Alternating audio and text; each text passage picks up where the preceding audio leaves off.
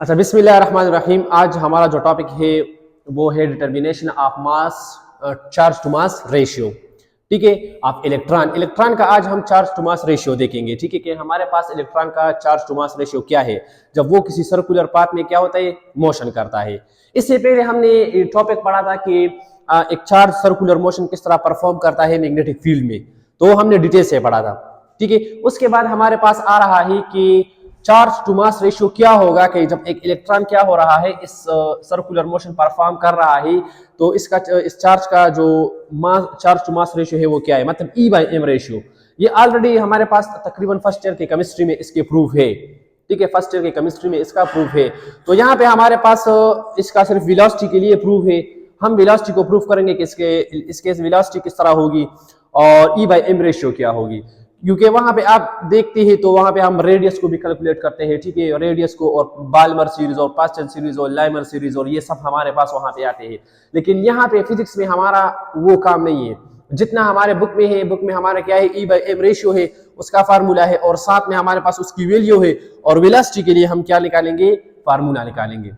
ठीक है, तो अगर किसी ने फर्स्ट लेक्चर नहीं सुना है, उसको समझ नहीं आ रहा है, तो वो जाके पहले ये वो देखे और वो समझे। ठीक है, क्योंकि ये जो चीजें हैं इस तरफ, ये वही पुराने हैं। आपको याद है ना, मैंने आपको पिछले लेक्चर में भी ये चीजें समझाई थी कि अगर रेस्ट में होगा तो no magnetic field act on this charge electron. अगर ये मूव करेगा तो इस पे क्या लगेगा, फोर्स लगेगा। फोर्स हम किस तरह करते हैं, right palm hand rule, palm left hand rule and palm right hand rule की मदद से हम क्या करते हैं, डायरेक्शन ऑफ फोर्स को मालूम करते हैं कि किस तरफ डायरेक्शन लगेगा। अब यहाँ पे वही हमारे पास डायग्राम है, लेकिन मैंने सिर्फ डायरेक्शन चेंज करवाए हैं, क्योंकि उस तरफ से वेलोसिटी अगर आप देखें, पिछला लेक्चर देखें अपने नोटबुक में देखें, तो वहां पे हमारे पास वेलोसिटी का ये डायरेक्शन था, यहाँ पे ऊपर था, यहाँ पे नीचे था। बस सिंपल मैंने डायरेक्शन चेंज कर दिया ताकि डायग्राम में थोड़ा चेंज आ जाए। बाकी आप वो भी ले सकते हैं, सही है, वही लिखा हुआ चीज है। मैथमेटिकली यहाँ देखें हमारे पास क्या होगा, मैथमेटिकली हमारे पास ये FB मतलब मैग्नेटिक फोर्स। क्या चीज है, मैग्नेटिक फोर्स है। तो मैग्नेटिक फोर्स हमारे पास बराबर है QEB sin थीटा। ये पहले लेक्चर में हमने क्या किया है, प्रूफ किया है। ठीक है, पीछे अब आप चार्ज ही, चार्ज का मतलब है यहाँ पे आप पॉजिटिव चार्ज रखते हैं या नेगेटिव।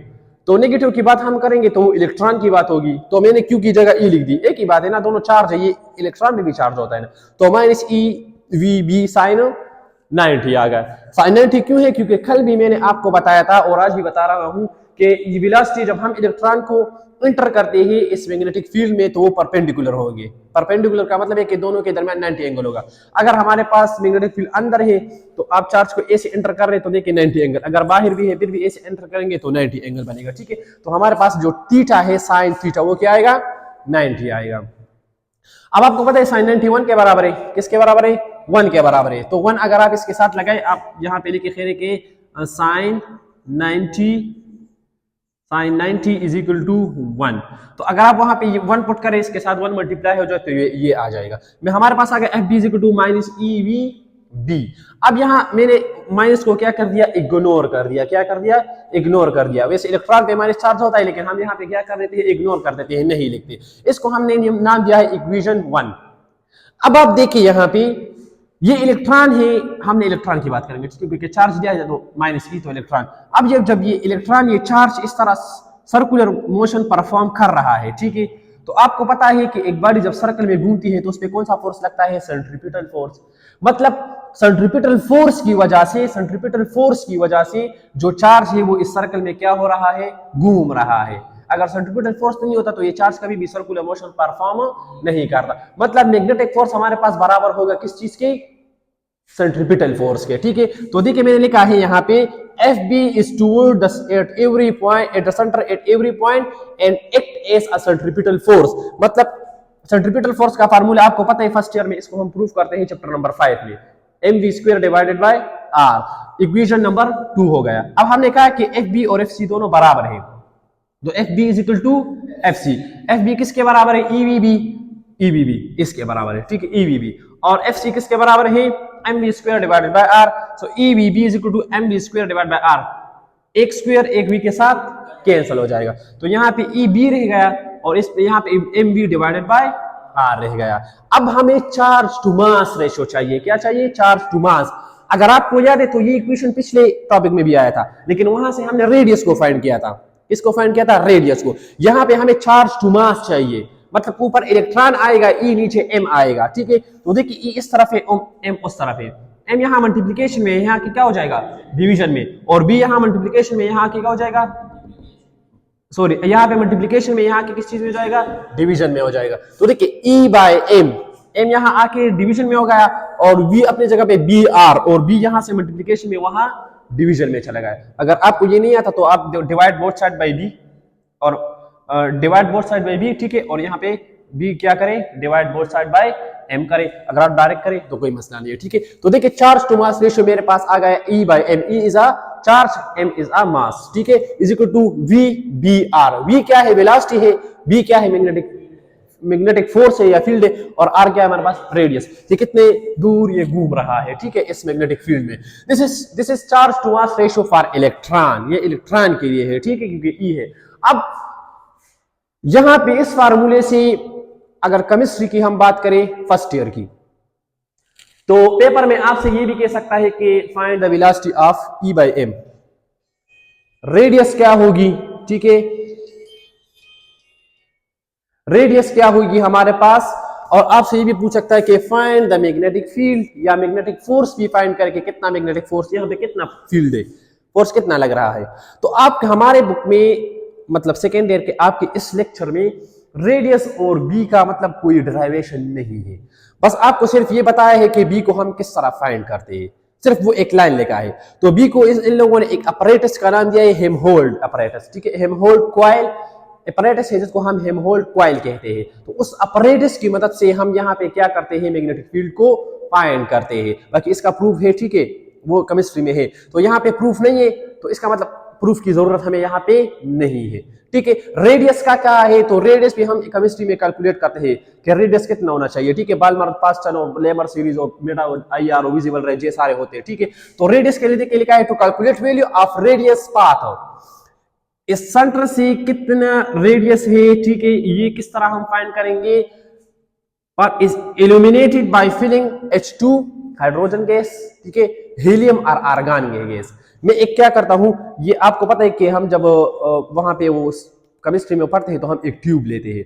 उस ट्यूब में हम क्या करते हैं? हीलियम गैस छोड़ते हैं या आर्गन गैस छोड़ते हैं। फिर जाके हम कहते हैं कि ये लाइमर सीरीज और बार्मर सीरीज में चला गया, फर्स्ट शेल और सेकंड शेल और थर्ड शेल, ठीक है। तो यहाँ पे भी आप रेडियस को किस तरह फाइंड करेंगे? हम एक ट्यूब ले लेंगे, कंटेनर सा, ठीक है, उसमें हीलियम गैस आप छोड़ते हैं, हाइड्रोजन गैस छोड़ते हैं, ठीक है, या आप क्या करते हैं, या आप आर्गन गैस छोड़ते हैं, ठीक है। हम उसने उसको छोड़ दिया, तो जैसे ही ट्यूब में छोड़ दिया स्लो काइनेटिक एनर्जी से, तो वो क्या हो जाता है? वो एनर्जी गेन करके अपने शेल से ऊपर एक्साइटेड स्टेट में चला जाता है, एक्साइटेड स्टेट में, ठीक है। किस तरह? फॉर एग्जांपल देखिए, फॉर एग्जांपल ये फर्स्ट शेल में है तो ये अपने ऊपर शेल में चला जाता है। अब आपको पता है कि यूनिवर्स में जो भी चीज है, सिर्फ इलेक्ट्रॉन नहीं, वो चाहते हैं कि मैं स्टेबल हालत में रहूं। किस हालत में रहूं? स्टेबल हालत में। तो आपको पता है जितना हम शेल ज्यादा करते हैं, जितना हम दूर जाते हैं, एनर्जी लेवल इंक्रीज होता है, मतलब इलेक्ट्रॉन के साथ एनर्जी ज्यादा होती है। तो जिस चीज के साथ एनर्जी ज्यादा होती है वो अनस्टेबल होता है। वो क्या होता है? अनस्टेबल। तो ये तो यहाँ पे आ गया, इसने एनर्जी गेन की है। कौन सी एनर्जी गेन की है? पोटेंशियल डिफरेंस हमने उसको दिया है, ठीक है। ये भी एनर्जी है, पोटेंशियल डिफरेंस भी एनर्जी है, ठीक है। हमने ट्यूब को पोटेंशियल डिफरेंस दिया तो इसने एनर्जी गेन करके ऊपर चला गया। अब ये यहाँ पे ज्यादा देर तक नहीं रह सकता क्योंकि ये अनस्टेबल है। ये वापस अपनी शेल की तरफ आएगा। तो जैसे आपको पता है वापस आएगा तो ये क्या करता है?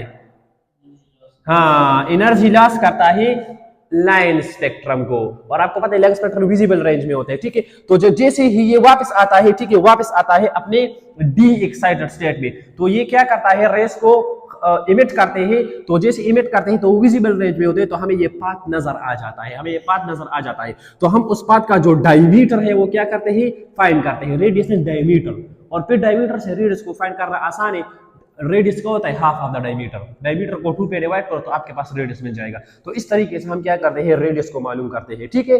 अच्छा, अब वेलोसिटी है तो वेलोसिटी को हम क्या करेंगे? उसके लिए मैथमेटिकली प्रूव करेंगे। बहुत आसान है, बहुत ज्यादा आसान है। जब भी मैं क्या करता हूं, इस इलेक्ट्रॉन को हम छोड़ते हैं, फॉर एग्जांपल मैंने हीलियम गैस को छोड़ दिया, मैंने आर्गन को छोड़ दिया ट्यूब में, तो इसके लिए कुछ काइनेटिक एनर्जी की जरूरत होगी, ठीक है, मतलब कुछ एनर्जी की जरूरत होगी कि ये क्या करे? मूव करे।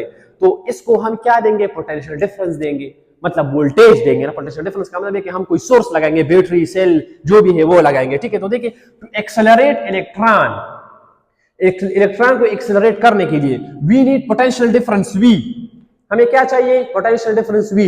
यहां पे देखिए मैंने इस वी पे ये दो लाइन लगाए हैं, या आप ऐसे भी लिख सकते हैं, ठीक है, इस पोटेंशियल डिफरेंस की वी को, क्योंकि ये काइनेटिक एनर्जी में भी वी आ रहा है, तो अगर आप एक जैसे लिखते हैं तो फिर आप कंफ्यूज हो जाएंगे, ठीक है, कि ये भी वेलोसिटी है, ये भी वेलोसिटी, तो ये भी मैंने इसलिए ये आप ऐसे भी लिख सकते हैं, बस आप ऐसे दोनों को डिफरेंट लिखे, बाकी आपकी मर्जी है, आप जिस तरह भी लिखे, ठीक है। ये आप सिंपल भी लिखे, दूसरा आप ए से लिखते हैं, जे से भी लिखते हैं, लेकिन वी लिखे कि आपको डिफरेंस मतलब पता चल जाए, ठीक है। The energy gain by the electron is EV, electron जो एनर्जी गेन करेगा वो हमारे पास किसके बराबर है, ईवी के, ठीक है।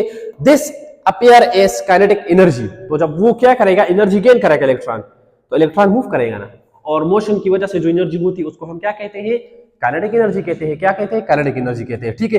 तो देखिए काइनेटिक एनर्जी हमारे पास बराबर है ईवी के, किसके, ईवी के, तो ईवी हमारे पास काइनेटिक एनर्जी किसके बराबर है, हाफ एम वी स्क्वायर, और यहाँ पे ईवी, एक वी के साथ क्या हो गया, कैंसिल हो गया, ठीक है, स्क्वायर के साथ क्या हो गया, नहीं कैंसिल नहीं हुआ, सबर करो, नहीं कैंसिल नहीं हुआ, ठीक है।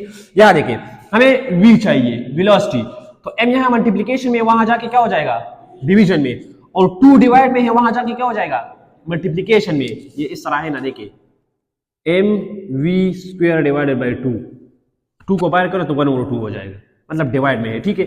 तो यहां देखिए v चाहिए ना, v चाहिए तो v अकेला मैंने लिख दिया वी स्क्वायर, ठीक है, m यहां मल्टीप्लाई में है, वहां जाके क्या हो जाएगा, ईवी के डिवाइड में आ जाएगा, और 2 डिवाइड में है, वहां जाके क्या हो जाएगा, मल्टीप्लिकेशन में हो जाएगा, ठीक है। तो 2ev डिवाइड बाय m, और v स्क्वायर अपनी जगह पे रहेगा।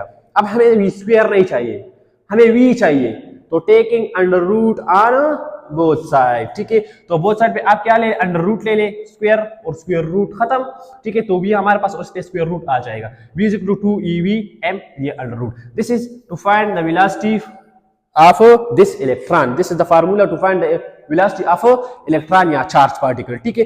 अब ये इक्वेशन जो है, ये इक्वेशन 4, इस इक्वेशन 4 को उठाए, ठीक है, उठाए, और यहाँ इक्वेशन 3 में v की जगह पुट करें, वैल्यू यहाँ v है ना, देखिए v है ना, और v की हमने वैल्यू निकाली है, तो v की जगह हम क्या लिखेंगे, 2ev डिवाइडेड बाय m, तो मैंने लिखा है put in equation number 3, put in equation number 3, तो देखिए e बाय m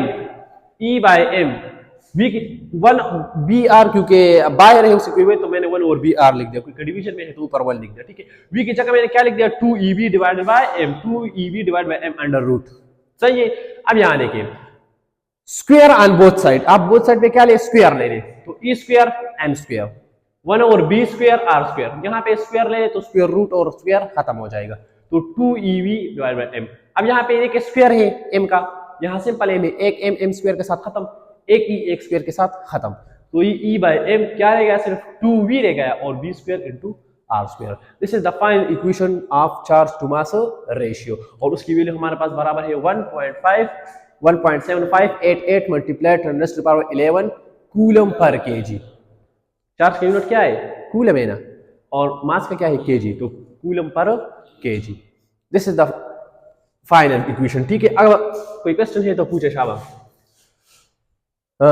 इसके बाद 2 टॉपिक करते हैं, ठीक है, वेलोसिटी सेलेक्टर और torque on current carrying conductor, ये तो ग्रेड 10 में भी है, torque on current carrying conductor, ठीक है।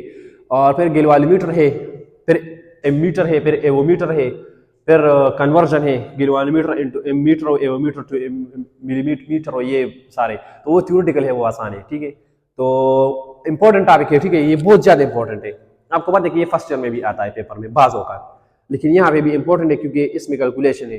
लेकिन आप इस बात से ना डरे कि हमारे पास सर अगर पेपर में कहे रेडियस, ये कभी नहीं कहेंगे, मतलब वो कभी कोई अजीब सा इंसान होगा कि अब आपसे कहे कि रेडियस को फाइंड कर, क्योंकि यहाँ रेडियस का कोई कैलकुलेशन है नहीं, क्योंकि आपके बुक में लिखा है, आप बुक उठाए, आपके बुक में यही लिखा है, ठीक है, यही लिखा है कि हम क्या करते हैं, विजिबल रेंज हो जाता है और हमें पाथ नजर आता है, डायमीटर को 2 पे डिवाइड करो, यही लिखा है। बी के लिए तो कुछ नहीं, बी के लिए हम होल्ड अपरेटस, हम होल्ड कॉइल अपरेटस हम यूज करते हैं।